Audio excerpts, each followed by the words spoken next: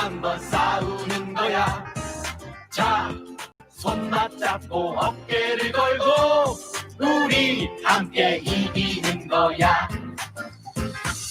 자, 다시 한번 해보는 거야. 자, 다시 한번 싸우는 거야. 자, 손 맞잡고 어깨를 걸고 우리 함께 이기는 거야. 자, 다시 한번 해보는 거야. 자, 다시 한번 싸우는 거야. 자, 손 맞잡고 어깨를 걸고 우리 함께 이기는 거야. 자, 다시 한번 해보는 거야. 자, 다시 한번 싸우는 거야. 자, 손 맞잡고 어깨를 걸고 우리 함께 이기는 거야. 예, 방송 시작할게요.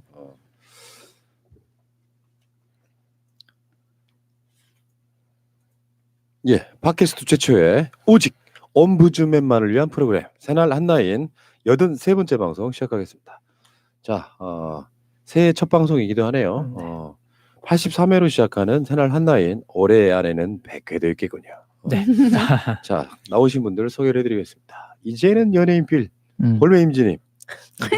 안녕하세요, 볼메 임지입니다. 굉장히 좋아하시네요. 어이가 없어. 자, 어서 오시고요. 다음에 정명숙님. 네, 안녕하세요. 정명숙입니다. 명숙님도 보면은 네. 그 처음에 오셨을 때랑 비교했을 때 네. 굉장히 표정이 온화해지셨고요. 네. 그러니까 그 이제 진짜 항상 그 자리에 있을 것 같은 네. 그런 언니처럼 아, 느껴져요. 네. 감사합니다. 연예인 다 되셨지만. 네. 자, 진짜 연예인. 연극하시는 연예인이시죠, 우리 커튼이. 네, 안녕하세요. 거투입니다. 예, 네. 어서 오시고. 새해 복들 많이 받으셨습니까? 네, 많이 네. 받았습니다. 복은 많이 받을 게 없고요. 적당히 받으셔야 돼. 해년마다 그것도 2번씩 하잖아요. 우리가 네. 신정 때 한 번, 설날 한 번 해가지고 새해 복 많이 받으라고. 뭔 복을 그렇게 받아야 돼.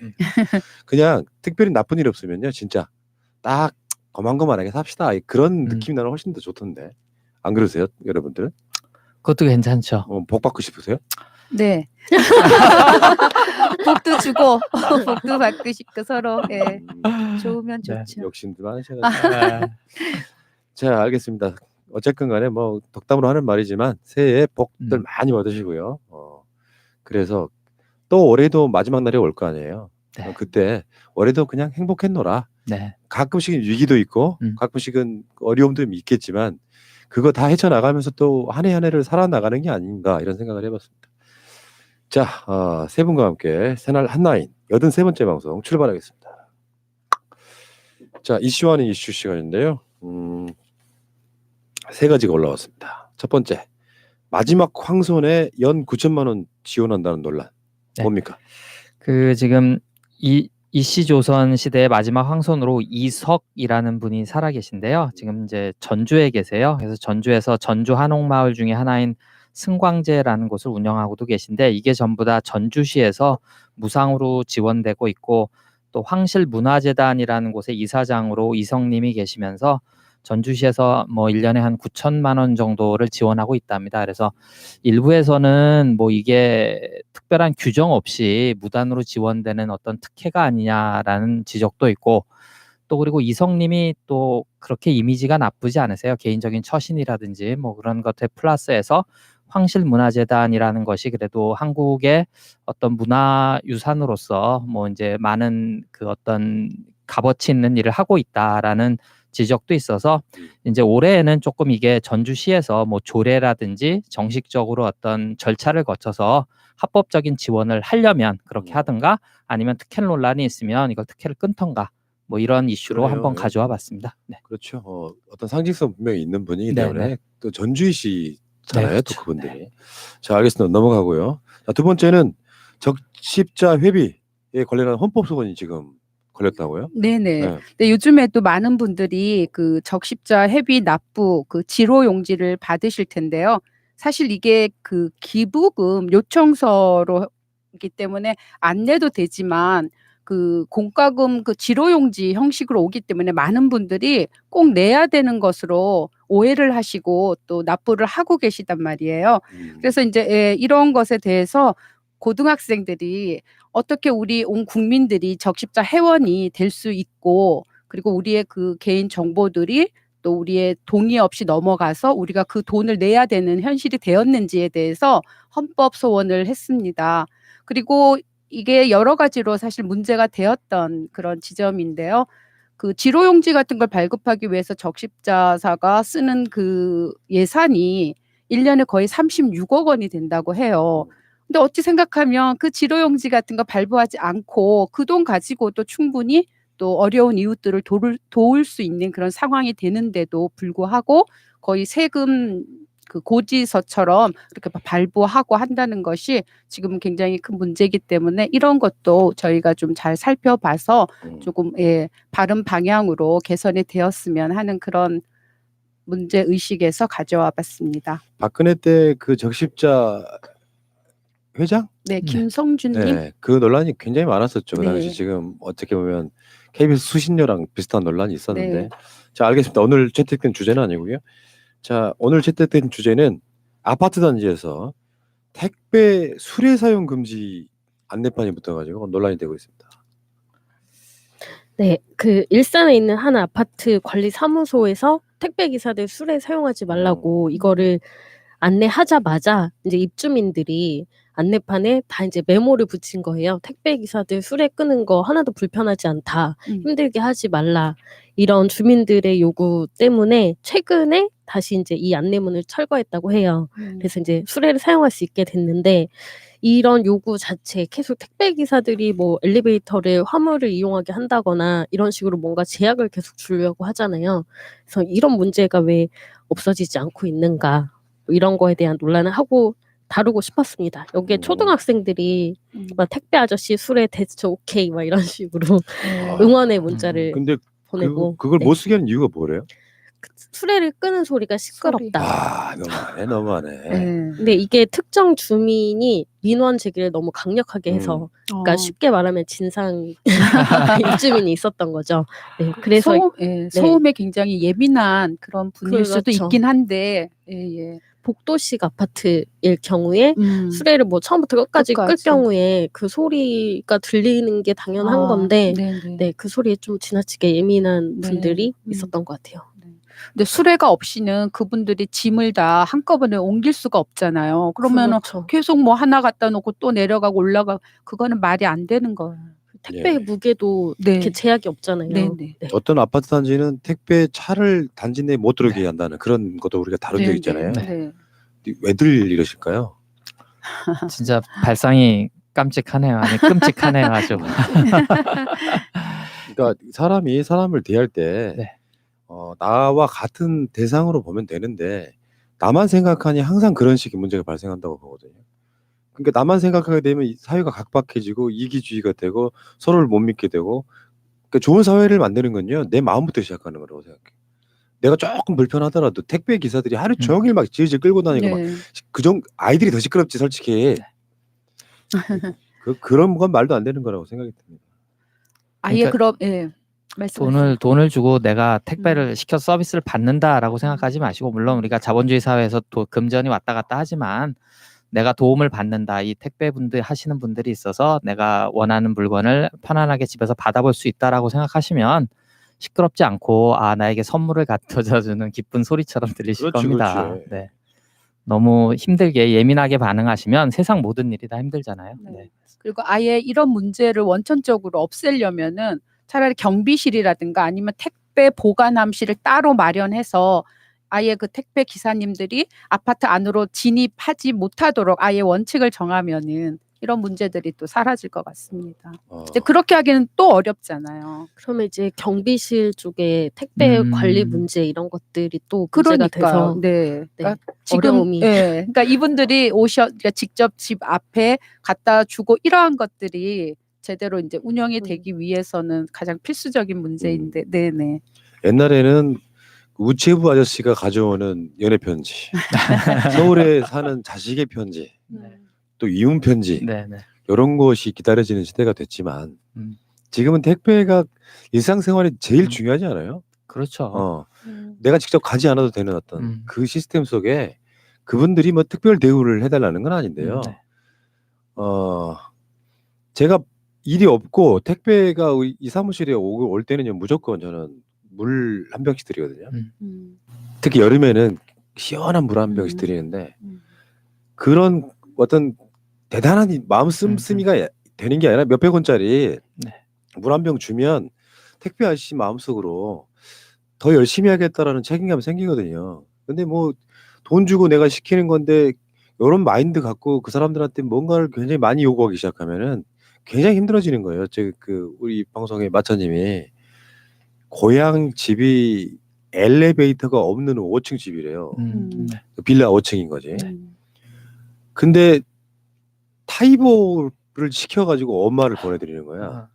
다 5박스를요. 네. 생각만 해도 미안하잖아요. 그렇게 시켜놓고 막 후회했다는 그거거든요. 그거. 서로 간에 그런 마음가짐 좀 있었으면 좋겠습니다. 자, 알겠습니다. 택배 수레 사용 금지. 이런 뉴스는 좀 안 나왔으면 좋겠어요. 네. 사람들이 좀 너무해. 네. 자, 알겠습니다. 자, 댓글 한번 읽어볼까요? 네. 아름달님. 검찰이 자한당 봐주려고 패스트트랙 수사 미루다가 불구속 기소하면서 공정한 척 민주당까지 기소했네요. 수사권 갖고 민주당에 보복하는 검찰. 자한당을 향한 충심이 눈물겹다. 아이빈님. 상상 임신은 봤어도 상상 기소는 처음이다. 검찰 120일 동안 뭘 한 건가? 제시 손님. 마치 문 대통령님의 빅픽처가 아니었을까 믿고 싶습니다. 조국 장관님은 학자로서 공수처 액션 플랜을, 추 장관님은 액팅을 통한 완성을, 조 장관님께서도 스스로 대업을 위한 값진 희생을 감수하셨을 터 국민들 의식에 불을 놓아주셔서 감사드립니다. 정의종님. 결국 추미애 장관님이 개혁을 완수하시겠네요. 조국 전 장관님은 정말 디딤돌, 희생이네요. 너무 안타깝습니다. 스타트 21C님. 조국 장관님은 벽돌 몇 개 놓았다고 하지만 저는 머릿돌을 놓았다고 생각합니다. 검찰은 반성해야만 합니다. 하얀 곰돌이님. 공수처 법안 표결 반대. 권은희, 김상화, 김수민, 김중노, 박주선, 신용현, 오신환, 유이동, 이태규, 이해훈, 정병국, 정운천, 지상욱, 하태경, 기권, 김도철, 이상돈, 금태섭. 잊지 말고 꼭 내년 4월 15일 심판합시다. 한량님. 추잡한 놈들 이젠 그 짓에 대해 책임져라. 춘장 이전의 남자라면 결자 해지하라. 공수처 수사 대상 1, 2호로 한동훈 등등 예상해 봅니다. 여기 하얀 곰돌이 지금 댓글 중에 기권 김동철일 거예요. 네, 죄송합니다. 김동철. 아니요. 써주신 대로 네. 읽으신 것 뿐이신데 네. 처음 들어본 이름이라 누군가 했더니 아. 김동철이었네. 자, 다음에 어쨌건 지금 추미애 장관이 이제 금요일 날 취임식을 했고요. 어떻게 돌아갈지는 모르는데 또 조국 장관을 털기 위해서 추미애 장관의 비서실장, 부실장이었던 사람을 또 조사하는 뭐 끝없는 어떤 수사가 계속되고 있는데 어떻게 마무리 지어질지 모르겠습니다만 윤석열 씨 그러는 거 아니에요. 적당히 하십시오. 이 임명장 받던 날 최 장관이 한 말 있습니다. 여러 번 지르면 명의가 아니다. 자, 넘어가겠습니다. 네, 나오미 113님. 조지 워싱턴 대학의 업무방해 혐의까지 씌워서 조국 전 장관님을 기소했던데 그럼 나경원은?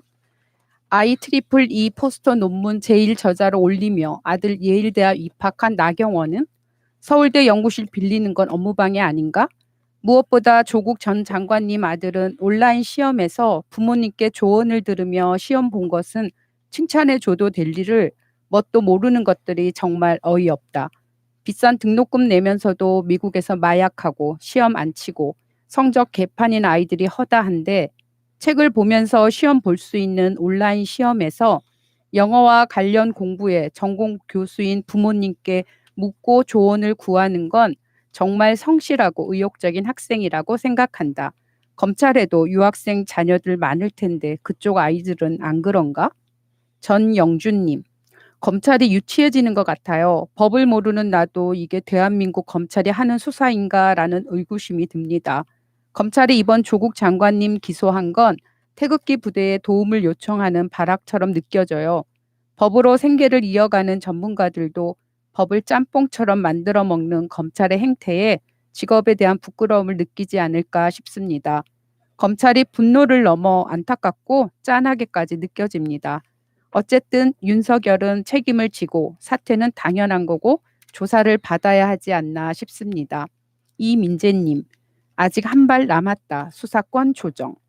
김미진님, 경찰에도 검사에 대한 기소권을 주는 게 좋을 듯합니다. 공수처만으론 부족해요. 추추님, 검찰이라는 말도 쓰기 아까워요. 얘들은 그냥 조폭 그 이상이 될 수 없어요. 이러한 마카파식 행태를 지탱할 수 있게 해주는 진짜 뒷배경이 정말 궁금하고 이를 옹호하는 언론들의 개혁을 진짜 몰아붙여야 할 때입니다. 끝난 게 아니니 국민들은 더 눈 부릅뜨고 지켜봅시다. 맞습니다. 공수처가 설치되던 날 느꼈던 감회라는 게 있거든요. 아직 이제 검경 수사권 조정 법안이 이제 다음 주에 처리가 될 것 같은데 수사권이 있는 주체는 꽤 있었어요, 살면서. 지금 현재도 국정원은 수사권이 있습니다. 기소권이 없는 거죠. 이제 그 기소권과 수사권을 서로 나누는 거예요. 그러니까 공수처에서는 뭐 한정적이긴 하지만 수사권과 기소권을 다 갖는 거고 경찰도 수사권을 갖는 거고요. 이런 건데 검찰이 갖고 있던 100개의 권한 중에서 약 10개 정도가 저는 빠지는 거라고 봐요, 일단은. 자, 알겠습니다. 자, 계속 가겠습니다. 김명준님, 뻔뻔하고 둔해서 절대로 사퇴 안 할 겁니다. 박근혜를 보는 듯합니다. 끌어내릴 때까지 안 내려올 것 같습니다. 거의 소시오패스 수준. 잘못도 모릅니다. 아마도 재산상의 손해가 나야 내려올 것입니다. 절대로 감정을 읽을 줄 모르는 듯합니다. 화를 내는지 슬퍼하는지 그런 걸 모르는 인간으로 보입니다. 네, 김건찬님. 사실 윤석열은 그 정체 파악하는 데엔 시간이 필요할 정도로 복잡한 이력과 수많은 가면으로 자신을 감추고 있었다. 문재인 대통령은 물론 그 지지자인 진보적 계층들이나 나 같은 평범한 사람조차 이 사람의 정치적 본질을 올바로 파악하는 데 실패했을 정도로 말이다. 사람에 충성하지 않는다는 말, 그리고 박근혜 이명박을 철저히 수사하는 그 진정성에 우리는 윤석열이 진정 국민이 검찰에 헌법적으로 부여한 권리와 의무를 성실히 수행하는 충실한 공인으로서 신뢰하고 박수를 보냈다. 수구 보수층들이 그토록 반대한 윤석열을 문재인 대통령은 검찰총장에 앉혔지만 결국 총장 된 후 지난 6개월간 윤석열의 검찰권 행사는 오직 문재인 현 정권에만 집중하니 배신감은 하늘조차 찌를 정도다. 이젠 수구 세력들의 우상이 돼버렸으니 참 인생이 무상할 정도다. 자신을 검찰 최고 권력으로 지명한 자를 취임하자마자 처음부터 6개월 지난 오늘까지 계속 자신을 지명한 대통령을 겨냥해 법적으로 가능한 모든 검찰권을 행사하는 걸 보면 인간적 배신 행위의 극단을 보는 것 같다. 왜 이런 일이 일어날 수 있는 걸까? 결국 공수처법 때문이고 윤석열이 충성하는 것은 국민이 아닌 조직, 즉 검찰 조직이라는 집단적 권력이라서 그러하다. 자신들이 그간 누려온 무소불위의 권력, 즉 현재의 검찰권에 방해되거나 혹은 그 권력을 보여주려 할 때 막는 모든 힘이나 세력에는 엄정한 법적 통제, 즉 검찰권으로 대항하고 제압하려 해서이다. 문제는 검찰권 행사에서 국민이나 국가적 여러 상황을 고려하는 대승적 차원에서가 아니라 오직 자신들의 검찰권 수호만을 위해 발버둥치며 무리수를 둔다는 데에 있다. 대표적인 것이 조국 수사고 요새 청와대를 향해 진행되는 여러 수사가 그러하다. 이들, 특히 윤석열이 툭하면 하는 말, 헌법에 따라 법대로 현 정권을 향해 자신들은 엄정히 수사하고 있다고 변명하지만 그 진실성을 믿는 자는 아마 극우 세력 외에는 없을 것이다. 상식적으로는 아무도 이해 못하니 말이다. 정치적 의도 없이는 절대로 임명되자마자 곧바로 자신을 임명한 대통령을 향해 오로지 대통령 측근들만을 향해 6개월이 지난 지금 현재까지 칼날 휘두르고 있는 자를 어떻게 이해하랴. 배신자의 극단을 보여주는 지실이라. 개혁하라고 했더니 임명되자마자 개혁하려는 정부 향해 먼지 털기식 수사를 하니 말이다. 대체 윤석열 수사는 국민을 위한 수사인지 공수처법 저지를 위한 수사인지 상식인들은 금방 눈치챌 수 있는데도 말이다. 이들의 막하파식 검찰권 행사는 공수처법이 왜 절실한지를 여실히 보여주는 적절한 예이다. 분명 공수처법은 검찰의 검찰권 행사를 제한하면서도 그 목적은 합당하다. 총장에 대한 대통령의 임명권이 상당히 제한될 뿐 아니라 검찰권 행사가 윤석열처럼 자신의 조직을 보호하기 위해서 사적으로 이용되는 것을 막을 뿐만 아니라 대통령 입맛에 맞는 총장을 지명해서 그 총장의 충성심에 기대어 타 정치적 반대 세력들을 탄압해왔던 그간의 적폐 또한 방지할 수 있는 여러 제도적 법적 장치가 보장되어 있으니 참 훌륭한 법이라 생각한다. 검찰은 반대할 것이 뻔하지만 사시 합격해 공무원 된 자들이 국민들 투표로 당선한 국민 대의기관인 국회에서 통과한 것에는 사표 쓰지 않는 이상은 반대할 방법 없으리라. 사실 윤석열의 이성 상실한 과도한 검찰권 행사가 오로지 청와대만을 겨냥하는 이유는 공수처법이 통과되면 이제 앞으로는 청와대 수사는 현실적으로 불가능하다고 깨닫고 있는 기득권 검찰 세력의 마지막 발악으로 발버둥 치는 슬픈 몸짓에 불과하다. 비록 막가파식 발악으로 마지막 검찰권 행사하는 그들의 모습이 역겨울 정도라도 말이다. 국민이 아닌 자신들의 절대적 권력을 유지하기 위해 현행법이 자신들에게 보장해준 권력을 마지막까지 최대한 동원해 임명되자마자 오늘까지 6개월간 대통령의 합헌적 권력을 인사권을 훼손하고 공수처법 막으려고 발버둥 친 악례는 앞으로 검찰 역사에서 분명 한 장도 안 될 만큼 최악의 오점으로 기록될 것임은 자명하다. 예, 그 이분 글 쓰신 게요, 굉장히 수준이 높으세요. 이쪽 전문가시거나 최소 교수님 정도는 되시지 않을까 싶을 정도의 굉장히 바라보는 그 시각이 굉장히 정확하다고 저는 보고, 윤석열에게 우리가 환호했던 건 나는 뭐 사람에 충성하지 않는다. 그러면서 사실은 숨겨져 있던 발톱이 하나 있었죠. 조직을 사랑한다. 근데 그 검찰이라고 하는 조직이 국민들로부터 지탄 받을 때는 자기가 그 검찰총장에 임명된 시대적 사명은 뭐냐면은 그 검찰을 국민의 검찰로 돌려놓아라, 이런 뜻이거든요. 이제 그게 임명권자의 뜻인데 갑자기 자기 조직을 너무 사랑해 버리는 거예요. 조직이 깨지는 건 죽어도 못 보겠다, 이런 거거든요. 결국엔 그거잖아요. 어찌 됐건 간에 이 사람은 검찰 내 최고의 적폐가 돼버린 겁니다. 저는 요즘에 윤석열 사퇴를 외치고 있는데 임기 채우기 전까지 무조건 끌어내려야 된다고 봐요. 자, 어쨌건 이 좋은 글을 써주신 분 성함이 김건찬님, 감사드리겠습니다. 고맙습니다. 네, 온 리버티님입니다. 누구라도 죄가 있다면 수사받아야 합니다. 그 누구의 검찰과 자한당 그리고 법조 기자들은 빠진 듯합니다만, 다만 범죄 혐의가 명백할 때 이야기겠죠. 공권력을 사유제처럼 이용하면서 그 부끄러움을 숨기려는 노력조차 하지 않아서 보는 사람이 부끄러워지는 지경에 이르렀으니 국민들이 들고 일어나는 것이라는 걸 모르지는 않을 겁니다. 과연 법을 공부한 게 맞는 조직인지 궁금합니다.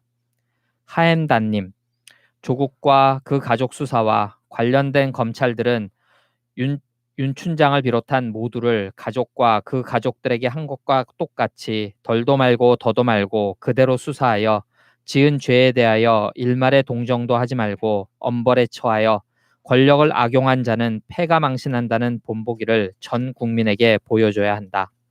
딩딩님, 대한민국을 뒤집어 놓은 윤 총장이 황당하기도 하지만 한편으로는 얼마나 검찰이 썩었는지 온 국민이 알게 된 계기가 되었고, 화가 난 국민들이 촛불을 들었고 저를 포함한 많은 사람들이 정치에 관심을 갖게 된 계기였다고 생각됩니다.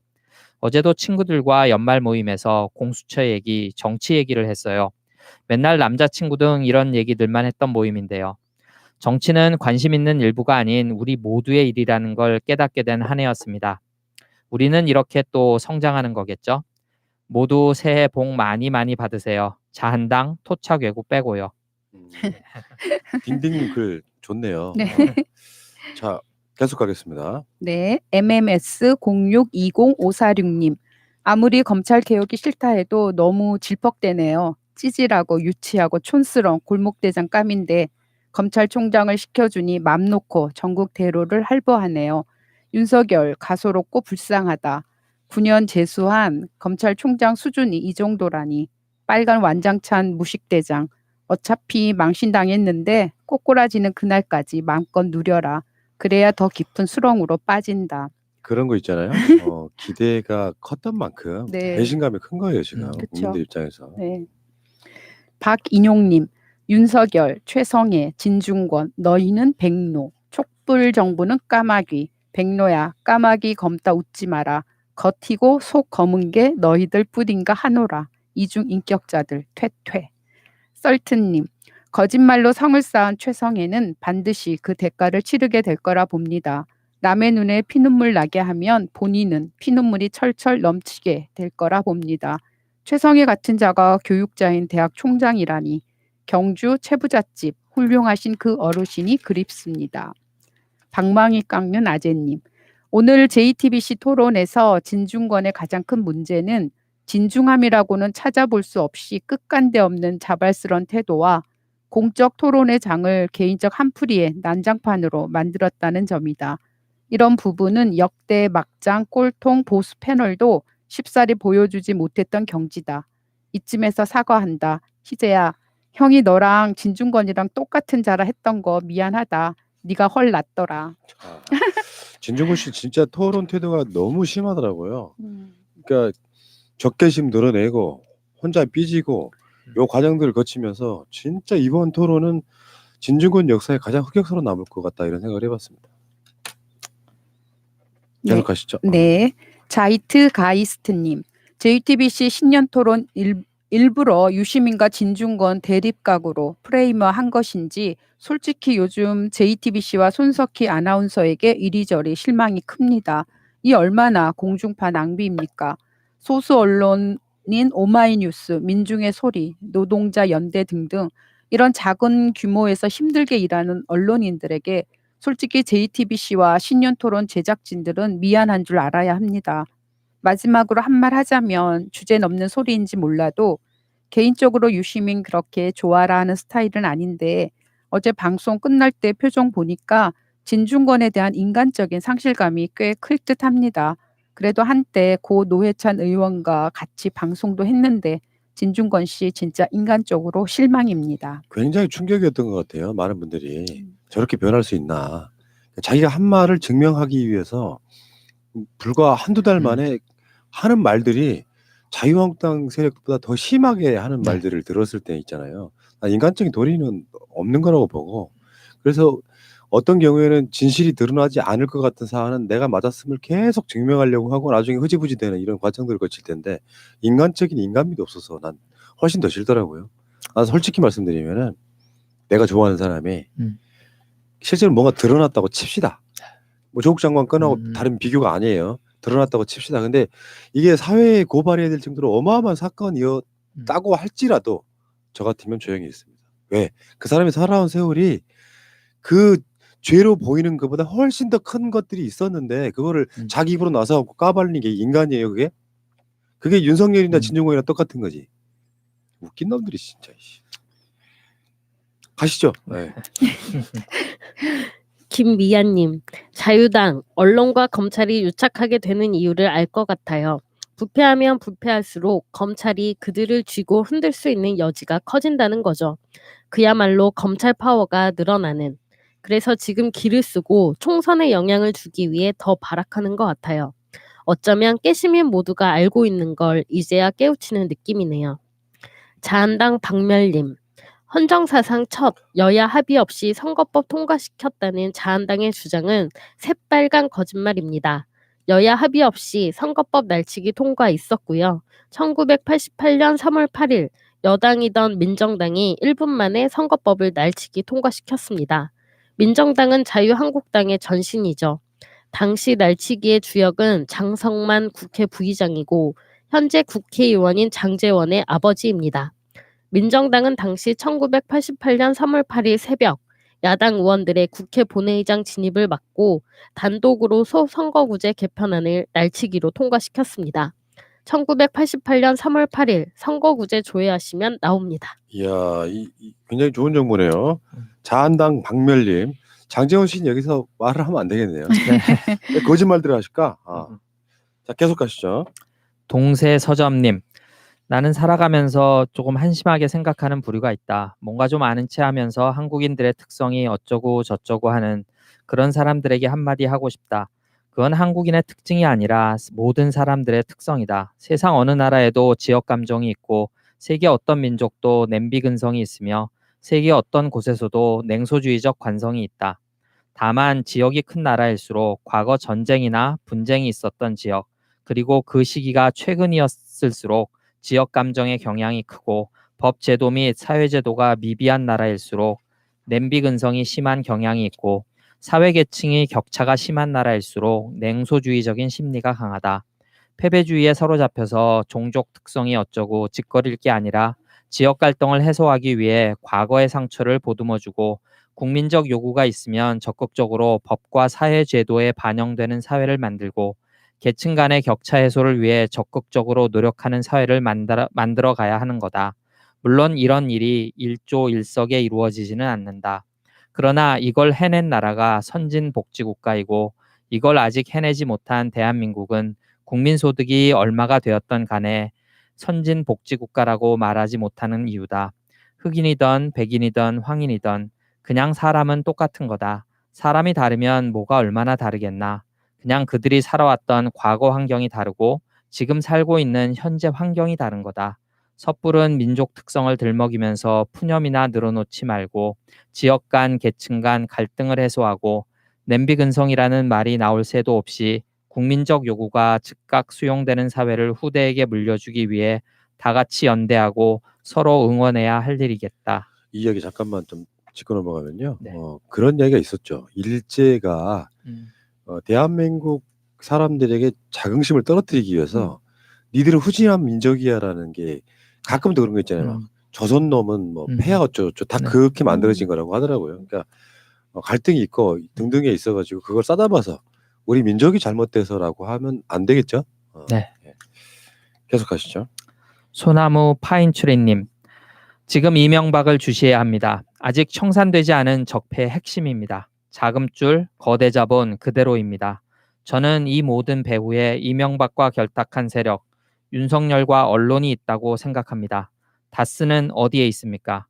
그 거대한 저수지에 모인 자금은 지금 어디에 쓰이겠습니까?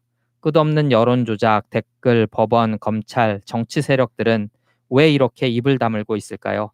음모론이 아닙니다. 합리적 의심입니다. 깨시민 뉴스님, 내년 총선은 운명의 한일전입니다. 반드시 승리합시다.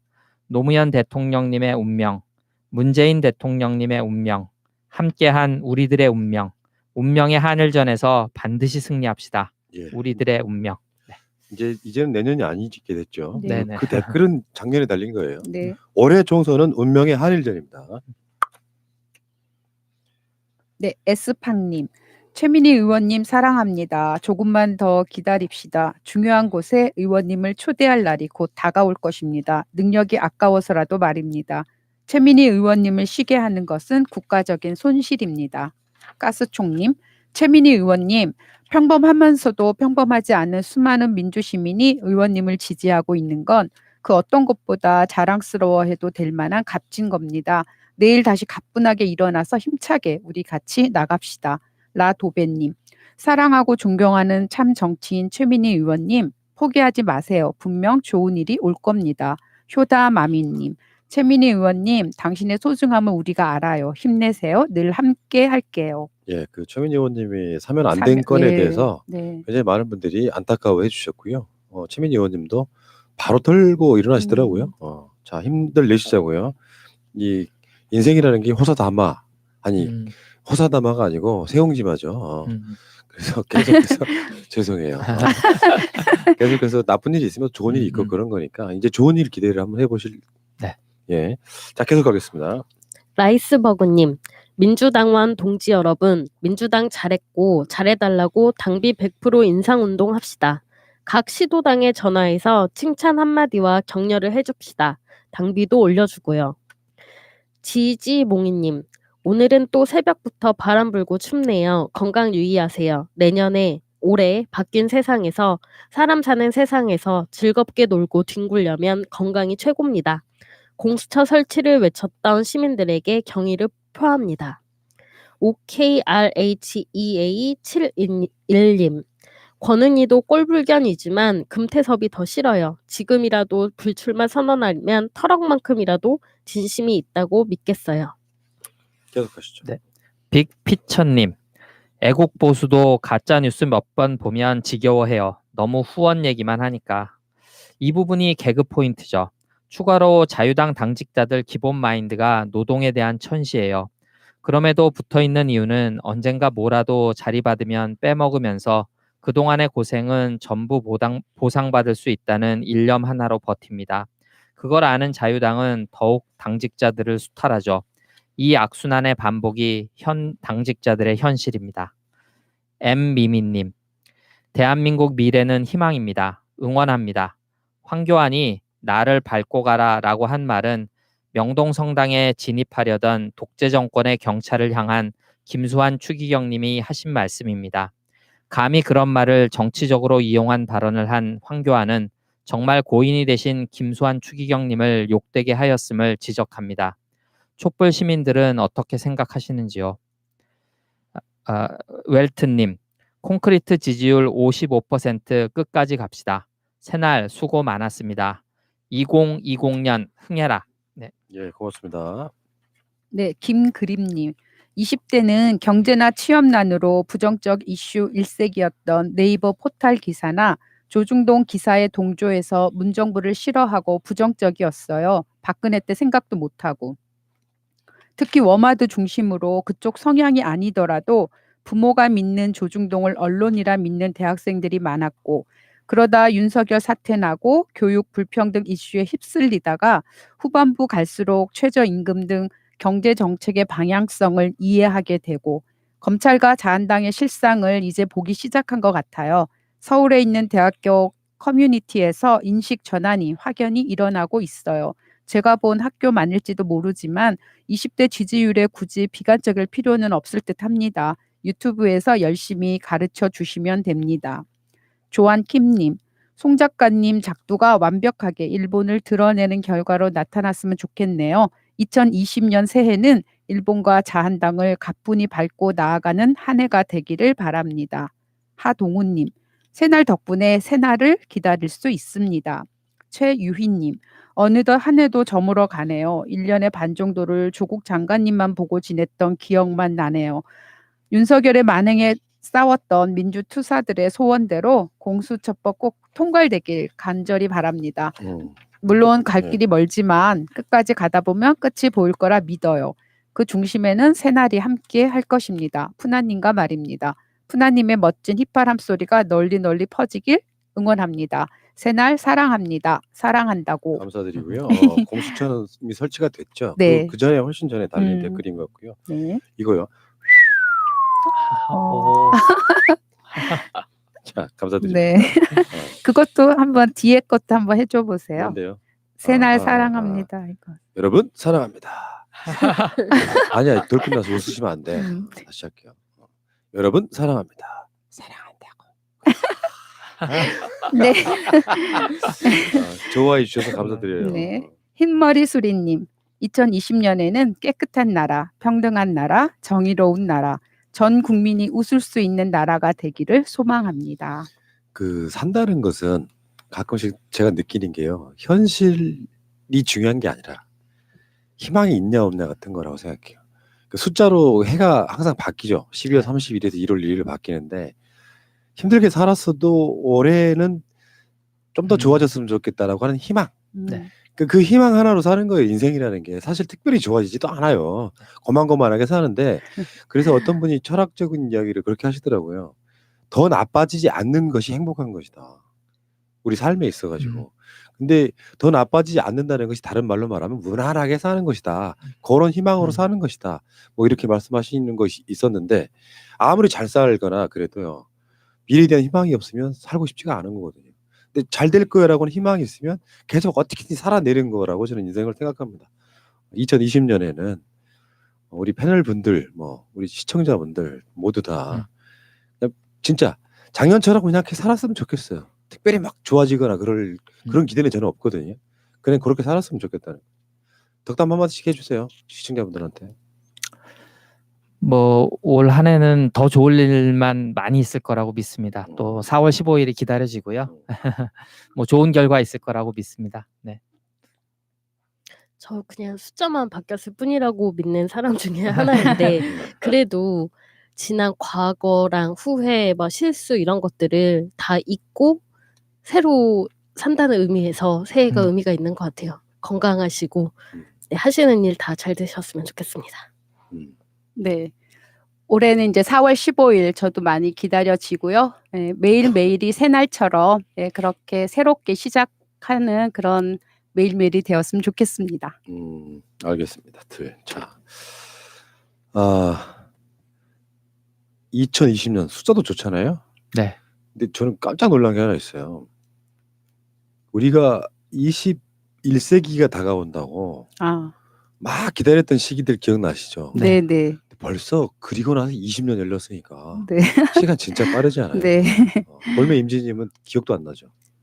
밀레니엄 온다고 막 난리치던 거. 기억나죠? 내가 너무 어리게 봤나요? 00학번이어서 그때 뭐 이렇게 학번이나 이런 것들 전산 오류 난다 맞아요. 이런 것들 때문에 네. 그렇구나. 정확히 근데 그런데 한 1분만 하고 갈까요? 21세기는 2000년이 아니고 2001년이 맞죠? 네. 원래 정상적으로 보면은. 네, 예전에 SBS가 여의도에 있을 때요. 네. 그 태영건설 SBS 건물에 21세기 앞으로 며칠 D-를 했던 기억이 나요. 자, 근데 벌써 20년 지났어. 시간 빠르네요. 네. 자, 알겠습니다. 여기까지요. 자, 오직 공감분 시간입니다. 얼마 전 오랜만에 친구를 만났는데요. 만나고 나서 뭔가 기분이 자꾸 찝찝해서요. 저는 친정 일을 돕고 있습니다. 그 친구는 부자인 시부모 아들에게 시집가서 결혼하자마자 애가 생겼고 6년째, 둘째까지 육아 중이에요. 저는 결혼하고 3년까지 시험관 했었고 유산해서 그 뒤로 아기 가지는 걸 별로 신경 안 쓰다시피 살았고 친정 일을 도운 지 7년 정도 됐습니다. 결혼은 8년 차입니다. 물론 애는 올해 가질 생각입니다. 저희 남편도 보통 직장인보다 돈 잘 벌어요. 연봉이 1억 후반 정도 됩니다. 대신 많이 바빠요. 저 혼자 있는 시간도 많고요. 요즘은 더 바빠져서 일주일에 3일 정도 출장 가 있습니다.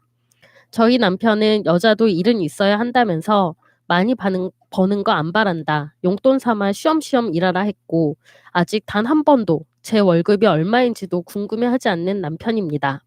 물론 아기를 가지면 쉬어라 하겠죠.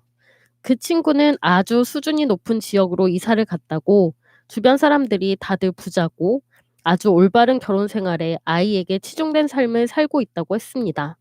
친구가 말하길 남편도 돈 벌겠다. 너 왜 이래? 친정일 그만 도와주고 네 몸이나 챙겨. 취미생활 좀 하면서 살아. 내 주변 사람들은 일하는 여자 하나도 없고 시집 가면 거의 다 일 그만두던데. 그리고 아기 생기면 여자는 애나 잘 키우면 돼. 남편 역시 아내는 애나 잘 키우면 된다고 생각한다고 하더라고요.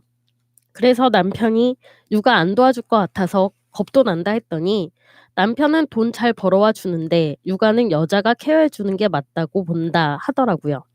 그리고 제가 남편이 잘 없으니 한 번씩 늦게까지 친구들이랑 놀기도 하는데 남편이 뭐라 안 하냐면서 자기 주변엔 그렇게 사는 사람 단 한 명도 없다.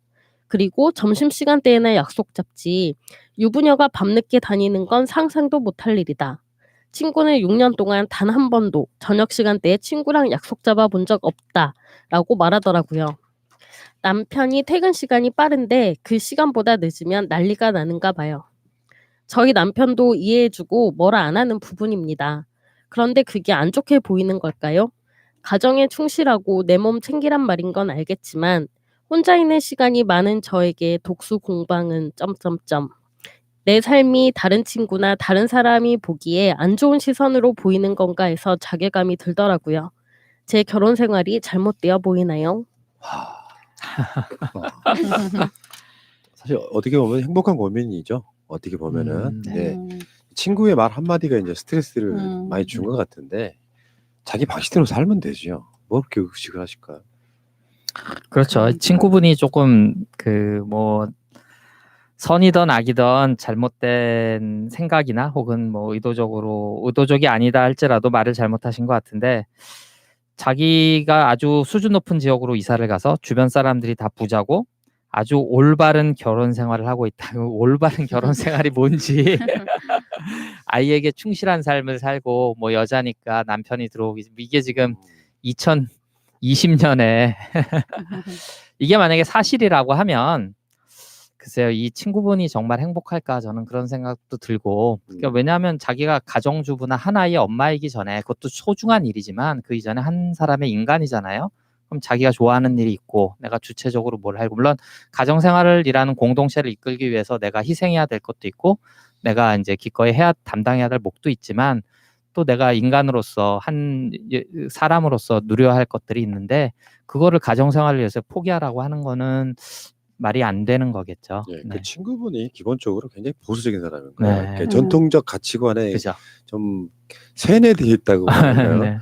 예, 근데 그런 건 아니잖아요. 결혼이라는 게, 그러니까 그 마인드 있잖아요. 그 나이 좀 드신 분들이, 뭐 젊은 주부들이 뭐 네. 남편 등골 빼먹고 뭘 하는 일이 있다고 얘는 어린이집에 맡기고 자기들은 커피 마시고 노냐라고 하는 게 가장 꼰대스러운 마인드고, 이거 바꿔야 돼요. 왜냐면은 그렇게 고생을 했으니까 니들도 고생을 한번 해봐라고 하는 게 약간 복수심리 같은 게 들어있는 거거든요. 근데 사람 사는 건 발전하기 위해서 하는 거예요. 그러니까 10년 전보다 지금에 오면 10년 전에 막 이상했던 것이 지금 정상으로 보이고 이런 걸 받아들일 줄 알아야 되는 건데, 요게 지금 뭐 그러니까 전통적인 그 예전에 한 30-40년 전에 돈 벌어다 주면 살림 잘하고 막 그 자기 생활도 없는 사람을 만들어 놓고 그런 시각을 가진 사람이 별 문제 없는 자기 친구한테 비난하는 그런 꼴이잖아요, 지금. 네. 저는 이런 사람은 친구가 아니라고 생각합니다. 그러니까 생각이 다르고 가치관이 다른 사람은 친구가 될 수 있지만 그 생각을 강요하는 거는 친구가 아니라고 생각하거든요. 그리고 좀 약간 불쌍한 것 같아요. 그 친구가 남편이 6시에 퇴근하는데 그 시간도 늦게 못 가고 뭐 이런 집에만 사는 게 얼마나 불행한 삶인지 깨달았으면 좋겠네요. 저는 일주일에 집에서 밥 먹는 게 제가 일부러 만든 시간표예요. 4번 아니면 5번 전체 끼니 중에 일부러. 그러니까 주말은 집에서 밥 안 먹습니다. 일부러. 주말에는 가사에서 해방되게 만들어줘야죠. 그런 게 있고 그게 생활 패턴화 되니까 좋더라고요. 아침은 가볍게 먹고 나오는 정도? 근데 그것도 뭐 사정이 있으면 못 먹는 경우가 있어가지고 일주일에 한 4일 정도만 집에서 밥 먹고, 뭐 사이가 문제가 있어 그런 건 아니에요. 실제로 그렇게 하고 싶더라고요. 그렇게 하니까 서로가 마음 편해. 그러니까 예를 들면 저 방통실이 집이 가깝기 때문에 집에 가서 밥 먹어야겠다라고 하면 그 삶이 다 망가져 버리는 거야. 왜냐하면 내가 들어가야 되니까 그 준비를 해야 되고 하는 과정들이 있죠. 근데 내가 그걸 살짝만 비껴놔주면 상당 부분 아이 등에게 투자될 수 있는 시간도 많아지고요. 이렇게 되면서 서로 부담이 없는 그 상태로 만들어 주는 것이, 그러니까 세상에 결혼해가지고요 막 아이 낳고 아이 키워주고 살림하고라는 대상으로 바라보면 안 되고요. 내가 할 수 없는 나머지 이면의 가정의 것들은 다 책임지는 대장을 만들어주는 과정이라고 생각해요. 돈은 부부가 같이 버는 것이다. 실제로는 직장이 있건 없건 내가 버는 돈의 절반은 부인이 버는 것이다 라고, 그래서 법도 그런 식으로 판결을 하지 않습니까? 그러니까 무슨 이게 21세기에 뭐 옛날에 나온 무슨 인형의 집에 노라도 아니고 좀 사연을 들으면서 그런 생각이 들었고요. 근데 이게 그 시간적으로 통시적으로 보면 우리가 당연히 좀 전통에서 좋은 것도 있지만 이제 시대가 바뀌었으니까 바뀌어야 될 것, 당연히 우리가 이건 전근대적이다라고 생각하는 그런 것도 있고, 지금 이 사회를 살고 있는 우리가 공시적으로 봤을 때는 이 계층적인 문제도 조금 있는 것 같아요. 제가 특별하게 생각하는지 모르겠지만 지금 뭐 강남의 일부분에서는 아마 이렇게 생각하고 이렇게 시집가서 이렇게 사는 걸 행복하다라고 생각하는 사람들이 혹시 있을 수도 있고 마치 그것이 행복한 삶이다라는 것처럼 선전되는 무슨 옛날 TV 드라마처럼 근데 절대 그렇지 않다라는 거를 조금 깨닫고 오히려 그 사람들이 조금 불쌍한 게 아닌가. 그렇죠. 뭐, 예. 언젠가 그런 내용의 방송을 한번 한 적이 있어요. 네. 그러니까 그때 오직 공감뿐인가 어디에 그런 내용이 있었어요. 그러니까 이 사람하고 결혼하면 얼마를 주겠다라고 예, 했던 바로 그 있었죠. 기억들 나시죠? 네네. 행복하지 않아요. 네. 살아보면 뻔히 보이잖아 그게. 어떤 인생의 삶을 살지. 실제로 돈은 잘 벌지 못해도요. 나는 결혼을 하게 된다면 부부 사이에 일종의 팀워크 같은 거 있잖아요. 쿵짝 잘 맞는 거. 그렇죠. 그럼 돈 적게 벌어도 재밌게 살 수 있어요. 자꾸 부딪히고 서로가 싫은 것 막 표시하기 시작하면 맨날 싸우고 사는데 그게 가장 중요합니다. 살아보시면 아실 거예요. 그것도 싫으면 결혼하지 마시고. 네. 결혼해서 이제 하나씩 준비해 그 뭐랄까 쌓아가는 그 이제 조금씩 저 집안의 가산을 늘려가는 물건들을 뭐 그런 재미도 좀 있죠. 맞아요. 네. 맞아요. 그런 게 있죠. 네. 자 어쨌건 새해에는 어떤 이런 식의 어떤 갈등들은 좀 없었으면 좋겠어요. 이 네. 공감력 떨어져서 이런 대화가 생기는 거예요. 왜 남한테 자기 가치관을 강요를 해? 네. 혼자 그렇게 사는 것이 행복한가 보다. 근데 그게 결코 상대방한테는 행복이 아닐 수 있다는 것을 서로 강요하면 안 되는 그게 가장 중요한 게 아닌가 싶어요. 자 알겠습니다. 말씀하세요. 아니 이거를 보다 보니까 저도 요즘에는 항상 내가 꼰대인가 아닌가 이거 고민을 진짜요? 하거든요. 아. 그래서 꼰대처럼 되지 말아야지라는 걸 항상 생각하면서 살고 있는데 네네. 다들 그렇게 좀 서로를 돌아봤으면 좋겠어요. 젊은 사람들도 꼰대일 수 있으니까 네네. 내가 생각을 강요하고 다른 사람의 다름을 인정하지 않는 건 아닌지. 네. 아주 훌륭한 마무리 멘트였습니다. 감사드리고 자 새날 한나인 2020년 첫 방송이었고요. 더 많은 분들의 목소리를 담고 싶은데 시간적인 한계상 실제로 지금 여기 나와 있는 건 뭐 이메일이나 댓글 다 합쳐도 10%도 안 되죠. 네. 10%가 뭐야? 한 5%도 아니 한 2, 3%밖에 안 될 거라고 생각이 드는데 굉장히 많은 분들이 댓글 등을 달아주십니다. 특히 유튜브 쪽은 댓글들이 너무 많아가지고 보는데 힘드실 것 같고요. 여러분들은 방송 나오는 건 일주일에 1시간이지만 일주일 내내 근무하시는 분들이라는 거 댓글 마치 이렇게 설명을 드려도 될 것 같습니다. 자 고생들 하셨고요. 이번 주도 좋은 글 보내시거나 써주신 분들께 감사드리면서 새날은 2021년에도 쭉 계속됩니다. 여러분 많은 응원 바라겠고요. 여러분들께 감사드리겠습니다. 고맙습니다. 감사합니다. 자, 다시 한번 싸우는 거야. 자, 손 맞잡고 어깨를 걸고 우리 함께 이기는 거야. 자, 다시 한번 해보는 거야. 자, 다시 한번 싸우는 거야. 자, 손 맞잡고 어깨를 걸고 우리 함께 이기는 거야. 자, 다시 한번 해보는 거야. 자, 다시 한번 싸우는 거야. 자, 손 맞잡고 어깨를 걸고 우리 함께 이기는 거야.